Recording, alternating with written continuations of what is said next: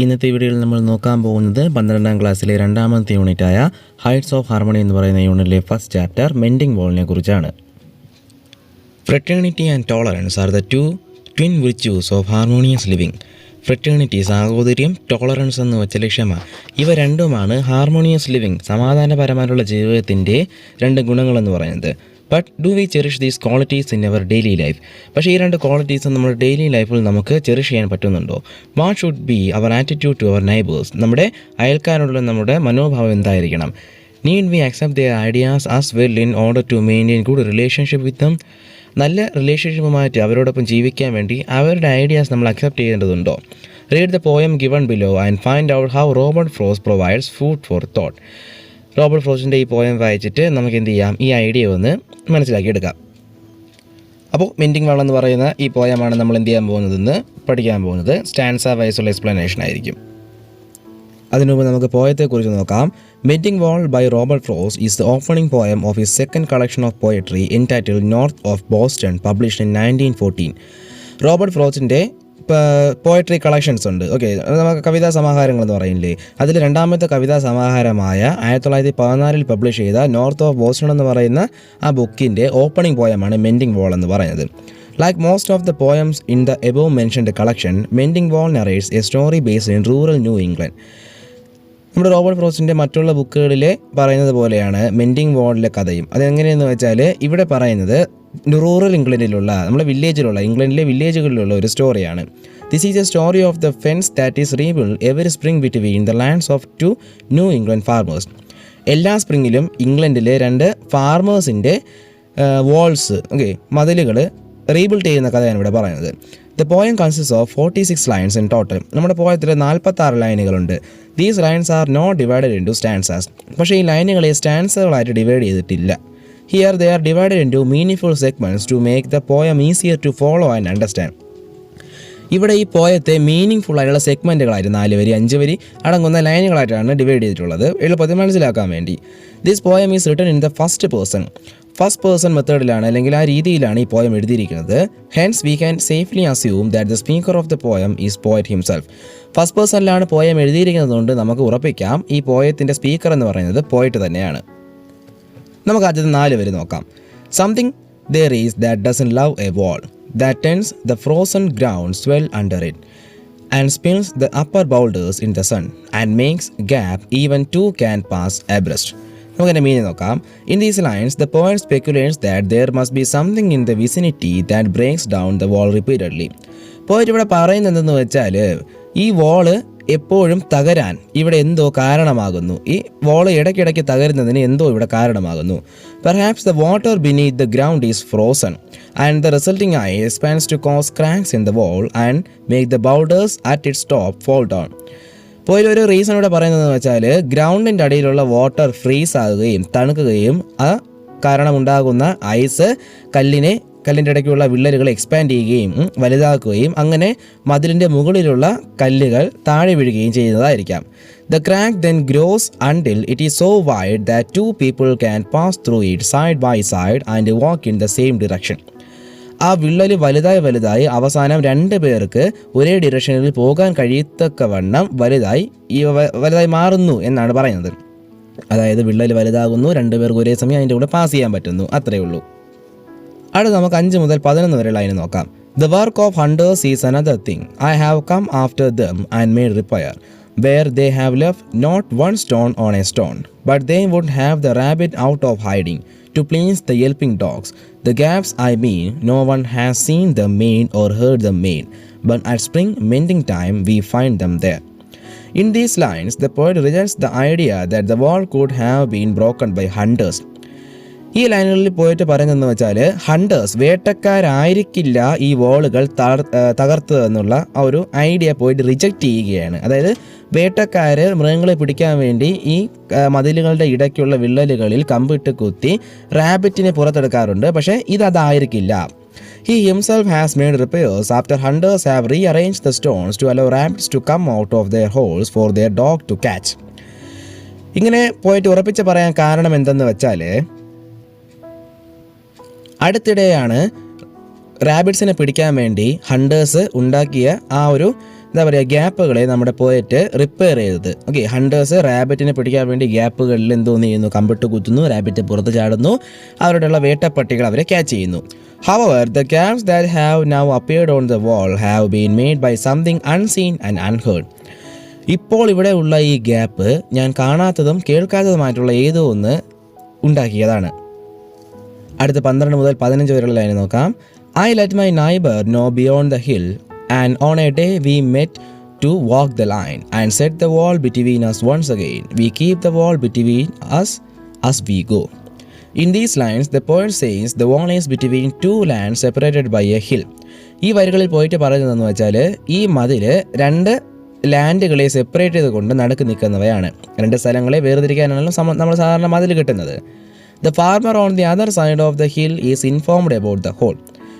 കുന്നിൻ്റെ മറ്റേ സൈഡിലുള്ള ഫാർമറിനെ കുറിച്ചല്ല, ഫാർമറിൻ്റെ അടുത്ത് ഈ ഹോളിനെ കുറിച്ച് ഞാൻ പറഞ്ഞു. A day is fixed on which they both meet and walk along the wall, each on his side surveying the damage.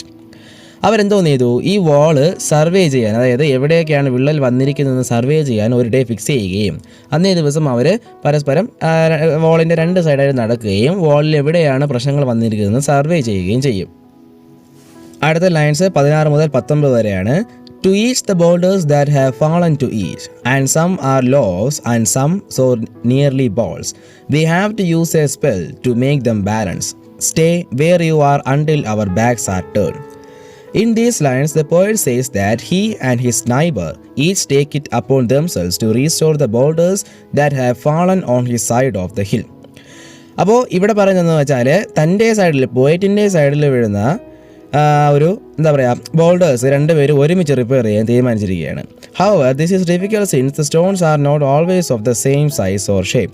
പക്ഷേ ഈ കാര്യം, അതായത് റിപ്പയർ ചെയ്യുക എന്ന് പറയുന്നത് അത്ര എളുപ്പമുള്ള കാര്യമല്ല. കാരണം എന്തെന്ന് വെച്ചാൽ അടുക്കി വയ്ക്കുന്ന സ്റ്റോൺസ് ഒരേ സൈസോ ഒരേ ഷേപ്പോ ആയിരിക്കത്തില്ല. നിങ്ങൾ കല്ലുകൾ അടുക്കി വെച്ച് 70s കളിച്ചിട്ടുണ്ടാവില്ലേ, ആ സമയത്ത് കൃത്യമായിട്ടുള്ള അളവിലുള്ള കല്ലില്ലെങ്കിൽ നമ്മൾ അടുക്കുന്നത് പാടായിരിക്കും. Some are oblong and some are round, and only magic can hold them in their place. Okay, some are oblong എന്നല്ല ലോങ് എന്നാണ്. Some are long and some are round. ചിലത് നീളമുള്ളതാണ്, ചിലത് എന്താണ് വലുതാണ്. ഓക്കെ, അപ്പോൾ ഇവിടെ എന്ത് അവർ ചെയ്യുന്നതെന്ന് വെച്ചാൽ മാജിക് സ്പെൽസ്, അതായത് മന്ത്രങ്ങൾ ഉപയോഗിച്ച് ഇവയെ എന്ത് ചെയ്യാൻ പോവുകയാണ്, അടക്കി നിർത്താൻ പോവുകയാണെന്നാണ് പറയുന്നത്. അത് മന്ത്രങ്ങൾ ഉപയോഗിച്ചെന്ന് പറയുന്നത് വെറുതെ പറയുന്നതാണ്. ഇവിടെ സംഭവം എന്ന് വെച്ചാൽ അവരാൽ കഴിയാത്തത് മന്ത്രത്താൽ അവർ ചെയ്യുന്നു എന്ന രീതിയിലുള്ളതാണ്. അവർ മന്ത്രമൊന്നും പറയാറില്ല, അങ്ങനെ വിചാരിക്കുക അല്ലെങ്കിൽ ചെയ്യട്ടെ എന്ന് വിചാരിക്കുകയാണ് അവർ. അടുത്ത് നമുക്ക് 20 മുതൽ 24 വരെയുള്ള ലൈൻസ് നോക്കാം. We wear our fingers rough with handling them. Oh, just another kind of outdoor game. One on a side. It comes to a little more. There where it is we do not need the wall. He is all pine and I am apple orchard. In these lines, the poet says that his hands as well as his neighbor's hands become calloused as a result of picking up the heavy boulders. ഈ വരികളിൽ പോയിട്ട് പറയുന്നതെന്ന് വെച്ചാൽ പോയിറ്റിൻ്റെ കൈയും പോയിറ്റിൻ്റെ നൈബറിൻ്റെ കൈയും boulders എടുത്തത് കൊണ്ട്, കല്ലുകൾ എടുത്തത് കൊണ്ട് എന്ത് ചെയ്യാണ്, മുറിവുകളും വിള്ളലുകളും വന്നിരിക്കുകയാണെന്നാണ് പറയുന്നത്. കൈ വേദനിക്കാൻ തുടങ്ങി, മുറിയാൻ തുടങ്ങിയെന്ന് പറയുന്നു.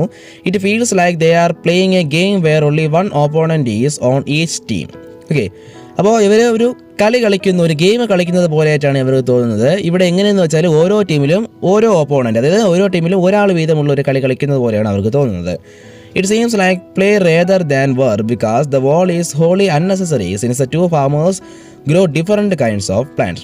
അപ്പോൾ ഇവർ കളിക്കുന്നതാണ് അല്ലാതെ വർക്ക് ചെയ്യുന്നതല്ല എന്ന് പറയാൻ കാരണം എന്തെന്ന് വെച്ചാൽ ഈ ഫാർമേഴ്സിൻ്റെ ഇടയ്ക്കുള്ള ഈ ഒരു മതിലല്ലേ, അത് ആവശ്യമില്ല, അൺനെസസറി എന്നാണ് പറയുന്നത്. കാരണം എന്തെന്ന് വെച്ചാൽ ഇദ്ദേഹത്തിൻ്റെ ഫാമിൽ വളരുന്നതും അദ്ദേഹത്തിൻ്റെ ഫാമിൽ വളരുന്ന പ്ലാന്റ്സും ഡിഫറൻ്റ് ആണ്.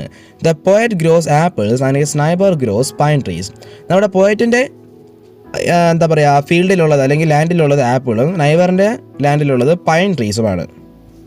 അടുത്ത 25 മുതൽ 29 lines. My apple trees will never get across and eat the corns under his pines. I tell him. He only says, good fences make good neighbors. Spring is the mischief in me, and I wonder if I could put a notion in his head. In these lines, the poet says that he has tried to tell his neighbor that his apple trees will never encroach upon his pines, but that the neighbor remains unconvinced. അപ്പോൾ ഈ വരികളിൽ പോയിട്ട് പറയുന്നതെന്ന് വെച്ചാൽ എൻ്റെ നൈബറിനെ ഞാൻ പറഞ്ഞ് convince ചെയ്യാൻ നോക്കി. എന്താണെന്ന് വെച്ചാൽ എൻ്റെ ആപ്പിൾ ട്രീസ് നിൻ്റെ പൈൻ ട്രീസിനെ വന്നൊന്നും കടിക്കത്തില്ല, അതേപോലെ നിൻ്റെ പൈൻ ട്രീസ് എൻ്റെ ആപ്പിൾ ട്രീസിനെ ഒന്നും ചെയ്യില്ല എന്ന് കൺവിൻസ് ചെയ്യാൻ നോക്കി. His logic in putting up the walls is that all good neighbours are separated by strong fences. അപ്പോൾ അദ്ദേഹത്തിൻ്റെ ആ ഒരു ലോജിക്കൽ തിങ്കിങ് അദ്ദേഹം ഇവിടെ പറഞ്ഞത് എന്തെന്ന് വെച്ചാൽ, ഞാൻ പറഞ്ഞതിനെതിരെ അദ്ദേഹം പറഞ്ഞതെന്തെന്ന് വെച്ചാൽ, നല്ല നൈബേഴ്സിന് ഇടയിൽ എന്തുണ്ടാവും, സ്ട്രോങ് ആയിട്ടുള്ള ഫെൻസ് ഉണ്ടാവും. അതായത് മതിലുകളാണ് നല്ല നൈബേഴ്സിനെ നിർമ്മിക്കുന്നത് എന്നാണ് അദ്ദേഹം പറഞ്ഞത്. However, in the springtime, the poet feels mischievous and tries to convince his neighbor to agree with him in another way.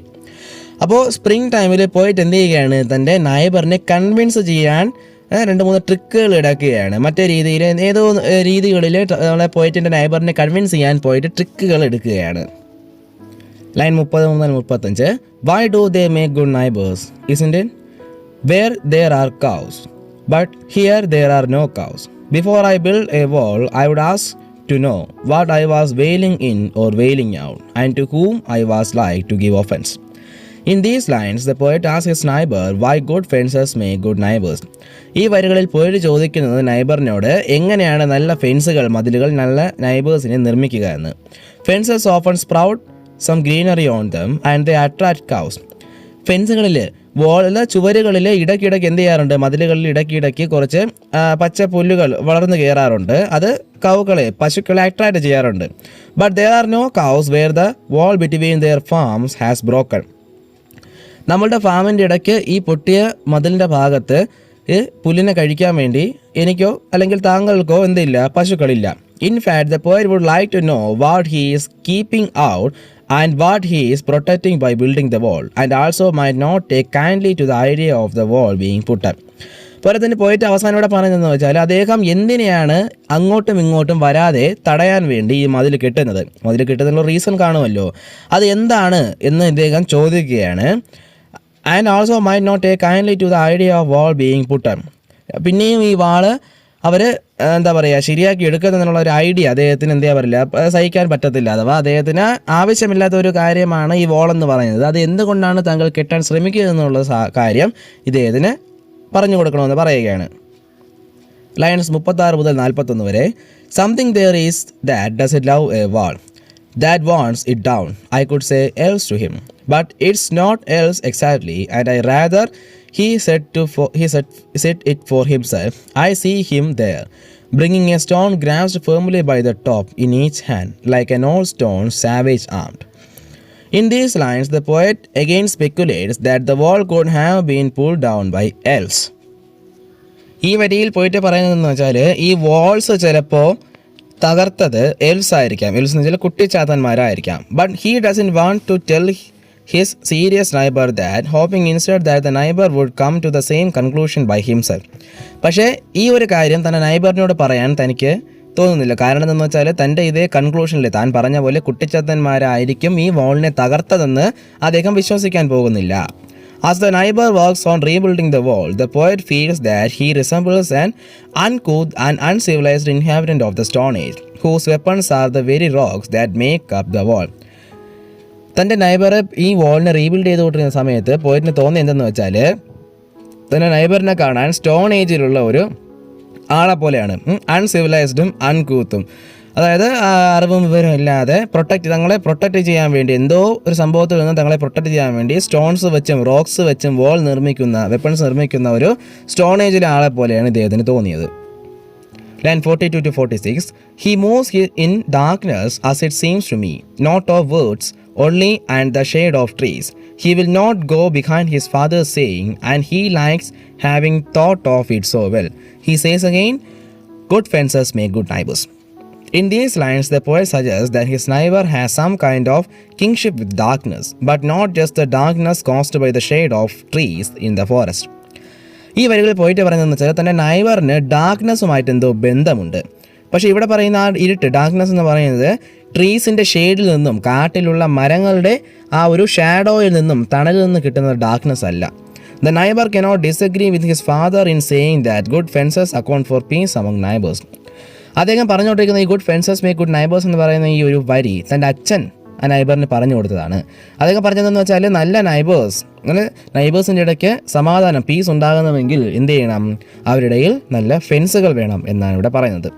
അപ്പോൾ ഇത്രയേ ഉള്ളൂ കവിത. നമുക്ക് ഈ പോയത്തിൻ്റെ ഒരു സെൻട്രൽ ഐഡിയ നോക്കാം. This poem is set at the site of the stone wall between the farms of 2 hard working men of New England, one of whom is the poet himself. ഈ poem നടക്കുന്നത് setting എവിടെയെന്ന് വെച്ചാൽ new ഇംഗ്ലണ്ടിലെ ഒരു ഫാമിലാണ്. Okay, അവിടെ 2 ഫാമേഴ്സിൻ്റെ ലാൻഡിനെ separate ചെയ്തുകൊണ്ട് ഒരു stone വാളുണ്ട്. അവിടെ അതിൽ താമസിക്കുന്ന ഒരാൾ നമ്മുടെ പോയറ്റാണ്. There is speculation on how the set wall has come to be broken. ഈ വാള് തകരാൻ കാരണങ്ങൾ എന്തൊക്കെയാണെന്നുള്ള കുറച്ച് കാര്യങ്ങൾ നമ്മുടെ പോയത്തിൻ്റെ അകത്ത് പറയുന്നുണ്ട്. There is A talk of rebuilding the wall as well. ഈ വാൾ റീബിൽഡ് ചെയ്തതിനെ കുറിച്ച് എന്ത് ചെയ്യാറുണ്ട്, ഇവിടെ സംസാരിക്കാറുണ്ട്. അപ്പോൾ വാൾ തകർന്നത്, മതിൽ തകർന്നത് എങ്ങനെയെന്നും മതിലിനെ എങ്ങനെ ശരിയാക്കാമെന്നുമാണ് ഇതിൽ മെയിനായിട്ട് പറയുന്നത്. വീഡിയോ ഇഷ്ടപ്പെട്ടെങ്കിൽ ലൈക്ക് ചെയ്യുക, ഷെയർ ചെയ്യുക, ചാനൽ പുതുതായിട്ട് വന്നിട്ടുള്ളവരാണെങ്കിൽ സബ്സ്ക്രൈബ് ചെയ്യുക. തുടർന്നുള്ള വീഡിയോകൾക്കായി കാത്തിരിക്കുക.